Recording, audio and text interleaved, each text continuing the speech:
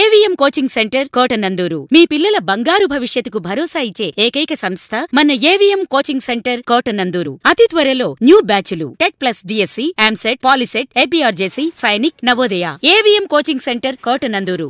కాకినాడ జిల్లా వైసీపీ అధ్యక్షులు దాడిశెట్టి రాజా క్యాంపు కార్యాలయం నందు మీడియా సమావేశంలో నిన్న జరిగిన మినీ మహానాడులో పార్టీలో పెద్ద మనిషిగా చలామణి అవుతున్న యనమల రామకృష్ణుడు మాజీ ముఖ్యమంత్రి జగన్ పట్ల అసభ్యంగా మాట్లాడడం అమర్యాదకరమని, తునిలో ఎన్నడూ లేనంతగా అభివృద్ధి జరిగింది అనడం తుని పట్టణ ప్రజలకు తెలుసని, లిక్కర్ స్కామ్లు టీడీపీ హయాంలోనే ఎక్కువ జరిగాయని, లేనిపోని అక్రమ కేసులు బనాయిస్తే మీకు అదే వర్తిస్తుందని, కేసులకు ఎవరూ భయపడేది లేదని యనమలపై దాడిశెట్టి రాజా ఫైర్ అయ్యారు.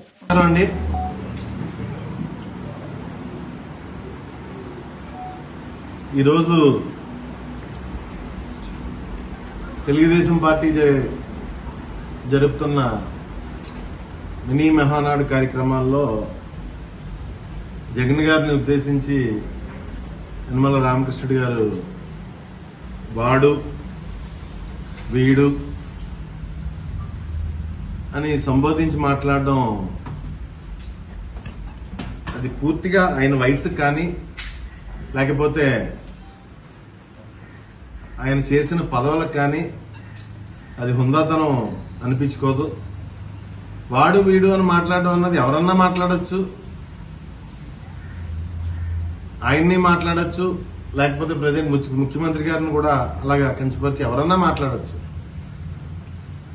కానీ ఒక రాష్ట్రానికి మాజీ ముఖ్యమంత్రి గారిని పట్టుకుని వాడు వీడు అని సంబోధించడం, ఏదో జగన్మోహన్ రెడ్డి గారి ఇంటికి 3,700 కోట్లు మద్యం తాలూకు డబ్బు వెళ్లిపోయినట్టు, అదేదో ఈయన దగ్గరుండి చూసినట్టు, ఈయన లెక్కపెట్టి ఈయన పంపించినట్టు మాట్లాడడం చూస్తుంటే ఈ రాష్ట్రంలో గత 15-20 రోజుల నుంచి వారి సొంత మీడియా కానీ లేదంటే నిన్న ముఖ్యమంత్రి గారు దెబ్బలాడినట్టుకున్నారు మంత్రుల్ని ఏదో ప్లాన్తో, వాళ్ళ మంత్రులు కానీ మాట్లాడడం చూస్తుంటే చాలా హాస్యాస్పదంగా ఉంది. ఒక ప్లాన్గా ఒక అబద్ధాన్ని నిజం చేసే విధంగా 15-20 రోజులు బట్టి వాళ్ళు మీడియాలో ప్రయత్నం చేయడం చూస్తుంటే, ఎందుకంటే లిక్కర్లో ఏదన్నా అవకతవకలు జరిగాయంటే గత 2014 నుంచి 2019 వరకు జరిగిన అవకతవకలు లేదు, మొన్న 2024లో ఈ సంవత్సరంలో జరిగిన అవకతవకలు ఉంటాయి తప్పించి క్లియర్ గా రికార్డెడ్ గా మెన్షన్ చేయమంటే చేస్తాం. జగన్మోహన్ రెడ్డి గారి ఆధ్వర్యంలో లిక్కర్ని ఆయన ఎంకరేజ్ చేయలేదు, ఆయన మేనిఫెస్టోలోనే ఉంది. లిక్కర్ని ఎట్టి పరిస్థితుల్లోనూ నేను ఎంకరేజ్ చెయ్యను, ఈ రాష్ట్ర ప్రజల ఆరోగ్యం నాకు ముఖ్యం అని చెప్పేసి ఆయన లిక్కర్ని పూర్తిగా నిరుత్సాహపరుస్తాను, పట్టుకుంటే షాక్ కొట్టే విధంగా చేస్తాను అని చెప్పేసి ఆయన ఇంప్లిమెంట్ కూడా చేశారు. జగన్మోహన్ రెడ్డి గారు ఏ విధంగా ఇంప్లిమెంట్ చేశారంటే లిక్కర్ పట్టుకుంటే షాక్ కొట్టే విధంగా రేట్లు పెంచి ప్రజల్ని లిక్కర్ తాగకుండా నిరుత్సాహపరిచి లిక్కర్ క్వాంటిటీ తగ్గించి కన్జ్యూమ్ చేసే క్వాంటిటీ కూడా తగ్గించి తద్వారా యాక్చువల్గా నష్టం వస్తుంది. ఈయన షాక్ కొట్టేలాగా రేట్లు పెంచుతా అన్నారు, పెంచారు. తద్వారా వేలాది కోట్లు రాష్ట్రానికి ఆదాయం కూడా పెంచడం కూడా జరిగింది. జగన్మోహన్ రెడ్డి గారు గతం కన్నా ఆదాయం ఎక్కువ వచ్చింది, కన్జ్యూమ్ చేయడం తగ్గింది. అంటే ఇది జగన్మోహన్ రెడ్డి గారు స్కామ్ చేసినట్ట. మొన్నటికి మొన్న ఎలక్ట్రిసిటీ కొండంలో ₹2 చిల్లరకి జగన్మోహన్ రెడ్డి గారు కొంటే అదేదో స్కామ్ చేసినట్టు మాట్లాడారు. మరి నిన్న వచ్చేసరికి ₹4.80 చంద్రబాబు నాయుడు కొంటే ఈ రాష్ట్ర ప్రజలు నెత్తిన 15 ఏళ్ల పాటు భారం వేస్తే అదేదో గొప్ప పని చేసినట్టు టాక్ట్ఫుల్ గా ప్రచారం చేస్తున్నారు. మరి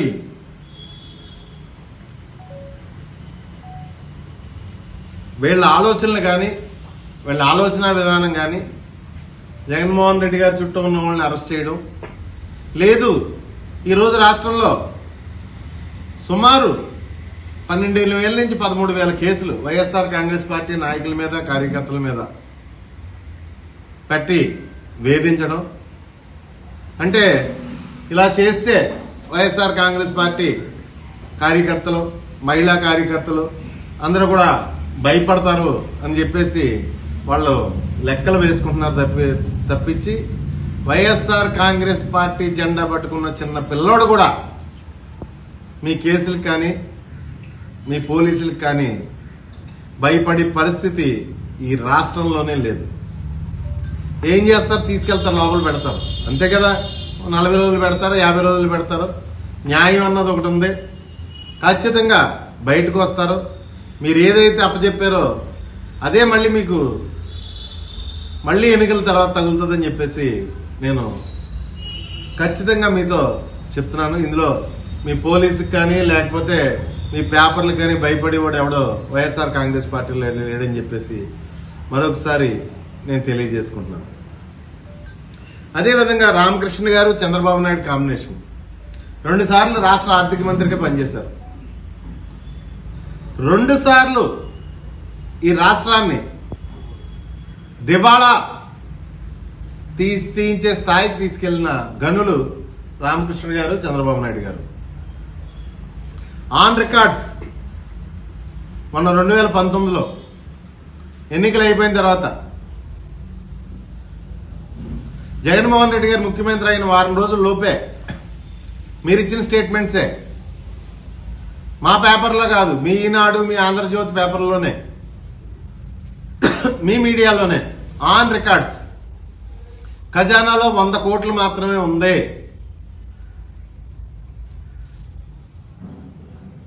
జీతాలు ఇవ్వడానికి కూడా డబ్బులు లేవు అని చెప్పేసి మీరు గతంలో ఆర్థిక మంత్రిగా పనిచేసిన మీరే స్వయంగా స్టేట్మెంట్ ఇవ్వడం జరిగింది. ఈ రాష్ట్రాన్ని జగన్మోహన్ రెడ్డి పరిపాలన చెయ్యలేడు అని చెప్పేసి. ఒకటే ఈ రాష్ట్ర ప్రజలందరినీ నేను విన్నవించుకునేది ఏంటంటే, అప్పుల గురించి ఈ లిక్కర్ స్కామ్ లాగే ఏమీ లేని దాన్ని గాలిని పోగు చేసి అప్పుల గురించి ఈ రాష్ట్రాన్ని ఒకసారి ప్రజలను విన్నవించుకుంటున్నాను. ఈ రాష్ట్రం విడిపోయిన తర్వాత వారసత్వంగా వచ్చిన అప్పు ఎంత? చంద్రబాబు నాయుడు 2014 నుంచి 19 వరకు చేసిన అప్పు ఎంత? సుమారు 3 లక్షల కోట్లు. రాష్ట్రం విడిపోయిన తర్వాత వారసత్వంగా 90,000 కోట్లు. 3 లక్షల కోట్లు అప్పుడు అప్పు చేసి కనీసం ఒక్క సంక్షేమ పథకం కానీ, తన ఎన్నికల్లో ఇచ్చిన హామీలు కానీ ఏమీ కూడా అమలు చేయలేదు. ఒక్కడు కూడా అమలు చేయలేదు. వాళ్ళ శ్రద్ధ అంతా చంద్రబాబు నాయుడు, ఆర్థిక మంత్రిగా ఉన్న యనమల రామకృష్ణుడు, గతంలో ఆర్థిక మంత్రిగా ఉన్న యనమల రామకృష్ణుడు శ్రద్ధ అంతా వాళ్ళ 45 ఏళ్ళ రాజకీయ జీవితంలోని 15 ఏళ్ల అధికారంలోని వాళ్ళ శ్రద్ధ అంతా ఈ రాష్ట్రాన్ని దోచుకోవడం పైనే. వాళ్ళ పరిపాలన చేసిన 15 ఏళ్లు చాలా పట్టుదలగా ఈ రాష్ట్రాన్ని దోచుకున్న పరిస్థితులు మనం చూసాం. చాలా పట్టుదలగా. మీరు గత 5 ఏళ్లలో సంక్షేమ పరిపాలన చేసిన జగన్మోహన్ రెడ్డి గారికి మీరా పేర్లు పెట్టేది? జగన్మోహన్ రెడ్డి గారు తెచ్చిన అప్పుకి లెక్క ఉంది, రాష్ట్ర ఆదాయానికి ఒక లెక్క ఉంది. క్లియర్గా 60,000 కోట్లు ఇళ్ల స్థలాలకి, ఇళ్ళకైతేనే, వైద్యానికి, ఉచిత విద్యకి, అమ్మఒడికైతేనే, ప్రతి దానికి, లేదంటే ప్రతి పేదవాడికి ఇంటికి వైద్యాన్ని తీసుకెళ్ళడానికైతేనే ఆయన ప్రతి గ్రామంలోనే కట్టిన ఆర్బీకేలు, సచివాలయాలు, హెల్త్ సెంటర్ల సాక్షిగా ప్రతి రూపాయికి జగన్మోహన్ రెడ్డి గారు తెచ్చిన అప్పుకి లెక్క ఉంది. ఆ రోజు రైతు భరోసా అయితేనే, అమ్మఒడి అయితేనే, లేదు 45 ఏళ్ళు నిండా ప్రతి అక్క చెల్లెమ్మలకి ఆర్థిక చేయూత అయితేనే, ప్రతిదానికి లెక్క ఉంది. జగన్మోహన్ రెడ్డి గారు చేసిన అప్పుకు కూడా లెక్క ఉంది. ఆయన హయాంలో 3 లక్షల కోట్లు అప్పు చేస్తే 2,75,000 కోట్లు డీబీటీ, నాన్ డీబీటీ ద్వారా రాష్ట్ర ప్రజలకు అకౌంట్లోకి, ప్రతి అకౌంట్లోకి వెళ్ళిన పరిస్థితి మనం చూసాం. ఎన్నికల ముందు ఒక ప్లాన్ గా, ఒక పద్ధతిగా 14 లక్షల కోట్ల అప్పని ఒకసారి, 10 లక్షల కోట్ల అప్పని ఒకసారి, 11 లక్షల కోట్ల అప్పని ఒకసారి, ఒక పక్క బీజేపీ నాయకులు, ఒక పక్క జనసేన నాయకులు రాష్ట్ర ప్రజలు బుర్రలు పాడు చేసిన పరిస్థితి చూసాం డమ్మీ ప్రచారంతో. ఇప్పుడు మళ్ళీ అలాంటి డమ్మీ ప్రచారాలే పట్టుకున్నారు. లెక్కర్ స్కామ్ అని చెప్పేసి 3,700 కోట్లు జగన్ గారి ఇంటికి వెళ్ళింది, మేమే లెక్కడి పంపించామని యనమల రామకృష్ణ గారు జగన్ గారిని ఏకవచనంతో మాట్లాడడం, ఒక మాజీ ముఖ్యమంత్రి గారిని పట్టుకుని ఏకవచనంతో మాట్లాడడం. మీ వయసు ఏంటి, మీ సంస్కారం ఏంటి, ఇదంతా నాకేం అర్థం కావట్లేదు. ఈ రాష్ట్రంలో జరిగే పరిపాలన ఏంటి? దయచేసి మీ వ్యాఖ్యలు, వాడు వీడు అని మాట్లాడిన వ్యాఖ్యలు దయచేసి మీరు వెనక్కి తీసుకోవాలని చెప్పేసి నేను మిమ్మల్ని కోరుతున్నాను. అదేవిధంగా ఈ రాష్ట్ర ప్రజలందరినీ కూడా తెలుగుదేశం పార్టీ విషయంలో జాగరూకతగా ఉండాలి అని చెప్పేసి, లేని గాలి పోగేసి ప్రజల మీద, ప్రజల మైండ్ సెట్ తో ఆడుకోవడం తెలుగుదేశం పార్టీకి, వారి మీడియాకి ఒక అలవాటు కింద మారిపోయింది. ప్రతి ఒక్కరు కూడా కొన్నిసార్లే మోసపోవచ్చు, అస్తమాను మోసపోరని చెప్పేసి.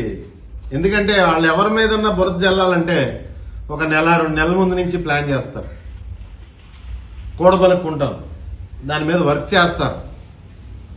ఈ లిక్కర్ స్కామ్ కూడా అలాంటిదే.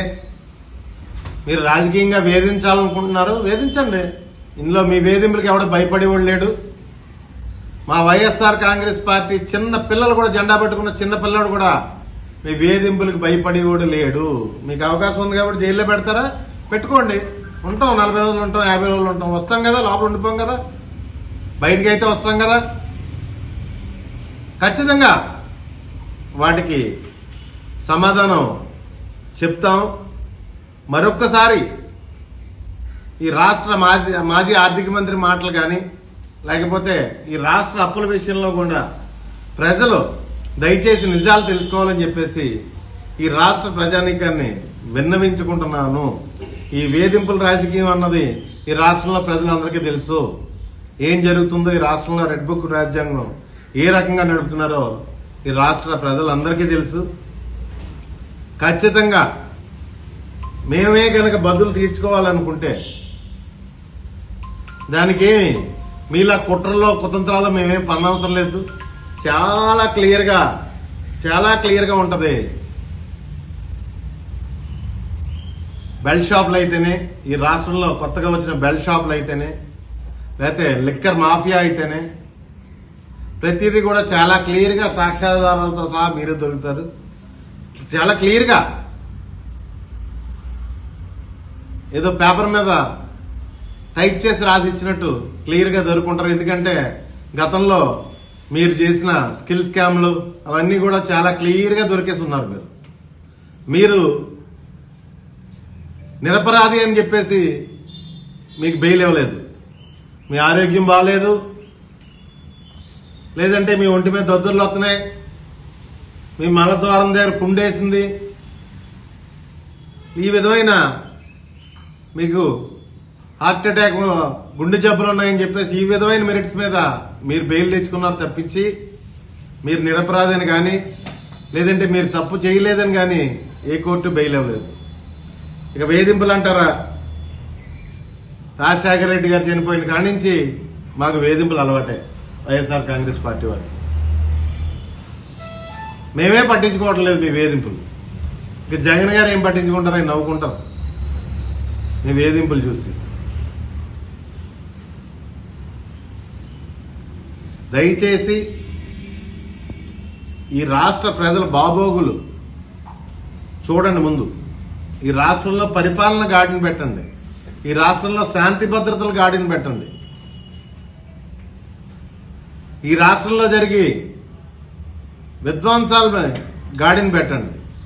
మీరు పరిపాలన వదిలేశారు. ఏ గుడిలో ఉత్సవం జరిగితే ఆ గుడి దగ్గర శవాలు 4-5 శవాలు లేకపోతే 5-6 శవాలు తేలడం పరిపాటి అయిపోయింది ఈ రాష్ట్రంలో అని చెప్పేసి నేను తెలియజేసుకుంటున్నాను. దయచేసి మాజీ ముఖ్యమంత్రి గారిని ఏకవచన సంబోధన లేకపోతే ఆయన దూషించడం అది చేయకుండా మీరు పరిపాలన మీద దృష్టి పెట్టాలని చెప్పేసి కోరుకుంటున్నాను. అదేవిధంగా తుని నియోజకవర్గానికి వచ్చే విషయానికి వస్తే